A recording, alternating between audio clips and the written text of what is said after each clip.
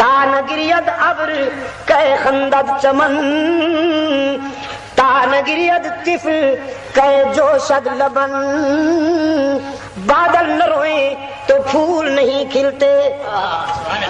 یہ بارش کا ہونا بادلوں کا رونا قرار دیا، وہ شاعرانہ استعارہ ہوتا ہے نا.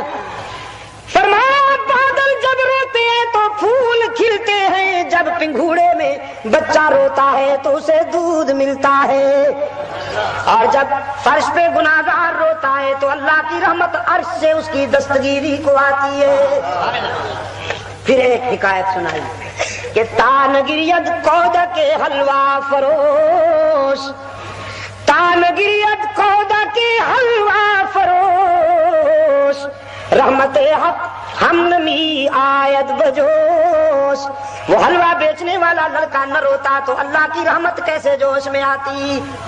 فرمایا ایک صوفی صاحب تھے، نماز بھی بہت پڑھتے تھے، روزے بھی خوب رکھتے تھے، ذکر بھی کرتے تھے، تسبیح ہاتھ میں ہوتی تھی، قیام سجود قعود رکوع اللہ اللہ کرتے تھے، لیکن کھانے پینے کے بھی چیمپئن تھے اپنے علاقے میں.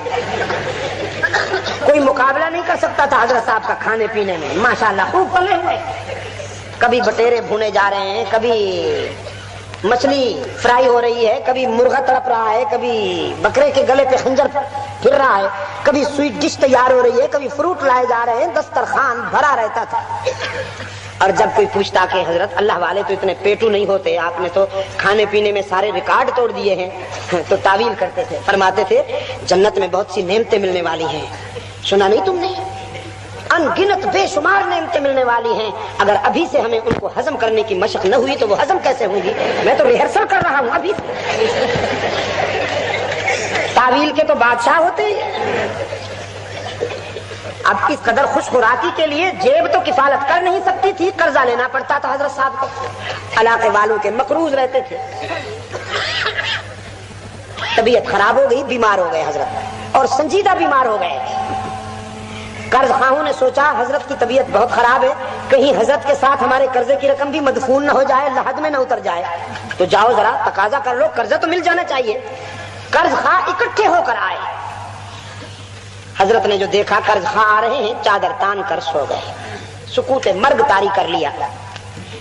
قرض خواہ قریب آئے، انہوں نے سلام کیا، کوئی جواب نہ ملا. قریب آ کے اور اونچی آواز سے کہا حضرت السلام علیکم، لیکن نو رسپانس، کوئی جواب نہیں. سرہانے کے قریب بیٹھ گئے، ایک دوسرے سے باتیں کرتے کرتے کہنے لگے بھائی یہ قرضہ ضرور ادا کر دینا چاہیے. اللہ کے رسول صلی اللہ علیہ وسلم کا ارشاد ہے اگر کوئی مقروض مر گیا تو اس کی ساری عبادت، سارا علم، ساری ریاضت، سارے سجدے، ساری تسبیح قرض خواہ کے کھاتے میں چلی جائے گی، وہ تو خالی ہاتھ اٹھے گا. قرضہ بہرحال ادا کرنا چاہیے، یہ بہت ضروری ہے. لیکن حضرت پہ ان باتوں کا کوئی اثر نہیں، چپ کر کے سوئے، خاموش، جیسے روح نکل چکی ہو. اتنے میں گلی سے آواز آئی حلوے والا آ گیا، تازہ حلوہ لے لو. حضرت نے چادر ہٹائی، فرمایا اس کو بلا لو. حلوے کا نام سنتے ہی ہوش میں آ گئے، اس کو بلا لو. لڑکے کو بلا لیا گیا. حضرت اٹھ بیٹھے، فرمایا کتنا حلوہ ہے تمہارے پاس؟ بچے نے کہا ٹرے بھری ہوئی ہے، پورا تھال بھرا ہوا ہے. آپ تو میرے فرسٹ کسٹمر ہیں، میں تو بونی آپ سے کرتا ہوں، پہلے گاہک تو آپ ہی ہوتے ہیں، فرمائیے کتنا چاہیے. حضرت نے فرمایا یہ سارا حلوہ یہ جو لوگ بیٹھے ہیں ان کو کھلا دو. بچہ بڑا خوش ہوا، گھر گھر پہ جا کے بیچتا. شام ہو جاتی، ایک ہی جگہ سارا حلوہ بک رہا ہے. وہ قرضہ بھی خوش ہوئے کہ قرضے کی رقم ملتی ہے یا نہیں ملتی. لقمہ تر تو میسر آیا. بھاگتے وہ نہیں بھائی چور کی بات نہیں ہو رہی، بھاگتے صوفی کا حلوہ ہی غنیمت. خوب خوب حلوہ کھایا، پہلو بدل بدل کے حلوہ کھایا. حضرت نے بھی تناول فرمایا جب حلوہ کھایا جا چکا، تھال خالی ہو گیا، تو حسب سابق حضرت نے چادر تان لی، پھر خاموشی اختیار کر کے سو گئے. وہ لڑکا کھڑا ہے انتظار میں کہ ابھی حضرت پیسے دیں گے. دیر تک جب کچھ نہ ملا تو کہنے لگا حضرت وہ میرے پیسے. کوئی جواب نہیں ملا. ذرا اونچی آواز سے کہا جی وہ میرے حلوے کے پیسے. کوئی جواب نہ ملا. پاؤں چھو کے ہلایا، حضرت وہ میرے حلوے کے پیسے. کوئی جواب نہ ملا. جو لوگ قرضے والے بیٹھے تھے کہنے لگے برخوردار ہم کورس میں ڈیمانڈ کر کر کے تھک گئے، ہماری تو سنی نہیں جاتی، تیری یہ ننھی ننھی چوں چوں کون سنتا ہے بیٹا. ان اللہ مع الصابرین پر عمل کرو، صبر کرو. آج کچھ ملنے کا نہیں ہے. حضرت صرف لینا جانتے ہیں، دینا نہیں جانتے.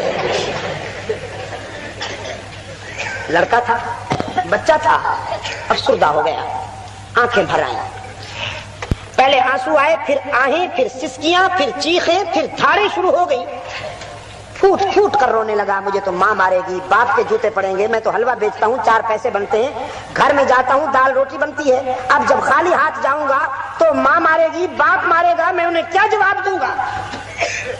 پھوٹ پھوٹ کر وہ بچہ رو رہا ہے، بچہ رو رہا ہے اور صوفی سو رہا ہے، کوئی اثر نہیں۔ اتنے میں ایک آدمی، دروازہ کھلا، ایک آدمی روپوں سے بھرا ہوا ٹرے لے کر داخل ہوا،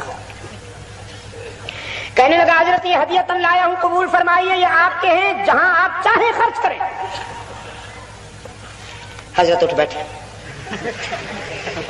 روپے وصول کر لیے، بچے کو حلوے کی رقم دی، قرض خواہوں کا قرض ادا کیا جو بچے جیب میں ڈالے۔ وہ لوگ جب جانے لگے قرض خواہ تو کہنے لگے حضرت شکریہ، رقم تو آپ نے ادا کر دی، لیکن بات صرف اتنی ہے کہ جو آپ نے بٹن دبا کر آدمی بلا لیا نا روپوں والا، پہلے ہی بٹن دبا دیا ہوتا، نہ ہم بے قرار ہوتے نہ لڑکا روتا، یہ ذرا بٹن دبانے میں آپ نے دیر نہیں کر دی۔ فرمانے لگے بٹن دبانے کی بات نہیں ہے میاں، اللہ سے مانگنے کی بات ہے۔ بات یہ ہے کہ جب تم آئے قرضہ مانگنے کے لیے، میری جیب میں تو تھا کچھ نہیں کہ میں ادا کرتا، اللہ سے مانگنے کا سلیقہ نہ مجھے آتا تھا، اور تم میں سے تو کوئی ایک بھی ایسا مجھے نظر نہیں آیا کہ جو روئے اور اللہ سے مانگے، تم تو ایک سے ایک بڑھ کر خراٹ نظر آیا۔ پھر میں نے یہی ترکیب مناسب سمجھی کہ اس بچے سے حلوہ کھا لیا جائے، جب پیسے نہیں ملیں گے تو یہ روئے گا، اور جب یہ روئے گا تو اللہ کی رحمت ضرور جوش میں آئے گی۔ اس بچے کے رونے کی وجہ سے اللہ کی رحمت جوش میں آئی ہے، اس نے میری مشکل بھی آسان کر دی، اللہ نے تمہاری مشکل بھی آسان کر دی۔